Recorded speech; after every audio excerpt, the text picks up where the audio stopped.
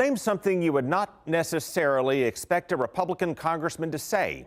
Kevin McCarthy walked by and he elbowed me in the kidneys. I would not hit him in a kidney. And on that same day, on the other side of the Capitol, Republican Senator Markwayne Mullin challenged a witness who had criticized him to a fight. If you want to run your mouth, we can be two consenting adults. We can finish it here.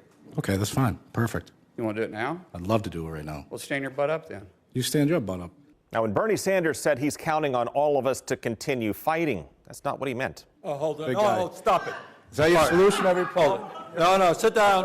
Sit down. Okay. You know, you're a United States Senator. Sit down. Active. Oh, okay. Sit down, please. And when Sanders said America's had enough contempt for Congress, let's not make it worse, the response to that was telling. And God knows the American people have enough of contempt for Congress. Let's not I don't make like it worse. thugs and bullies. And that's what- I don't like you because you Hold just it. described yourself.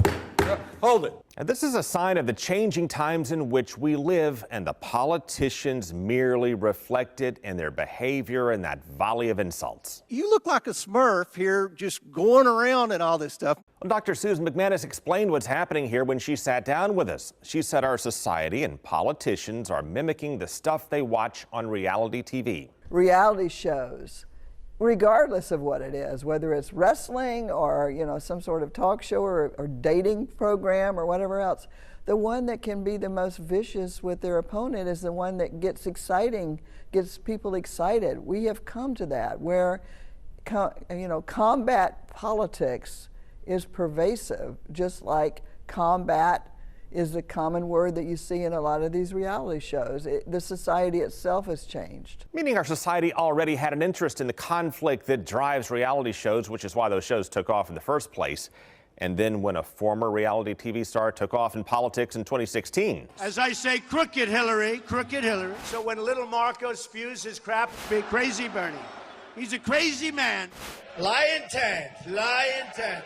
We saw how our political discourse and the ways of reality TV merged together. I heard Lion Ted was going to be here, so we had to come represent. You're lying.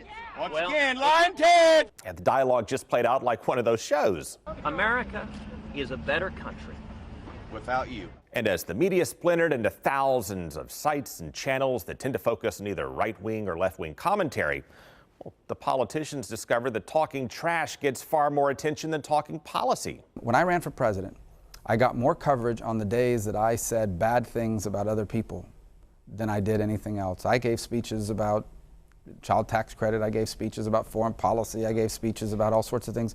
Those got nothing, nowhere near the amount of coverage. And that leads to this. He's like 6'2", which is why I don't understand why his hands are the size of someone who's 5'2". Have you seen his hands? They're like this. And you know what they say about men with small hands? When I was doing that, all these networks would cut in live to events they never cut in live before. That sort of conflict drives more ratings. People have figured that out, and that's how they get on television. Politicians get that. They recognize that if I want to be on the news, I need to say outrageous things, and so it feeds into it. That was back in 2016, and it's just accelerated ever since in this age of social media, because more and more people are relying on social media for their news and information, and the algorithms just play up whatever stokes passion and anger and plays down the rest. It separates and isolates people into factions in which they're only exposed to like-minded people, and it normalizes anger and insults, which infects our politics and then just keeps driving that cycle. Well, stand your butt up then. You stand your butt up. Unless or until voters demand something different and break this cycle that's driving our world of money, power, and politics.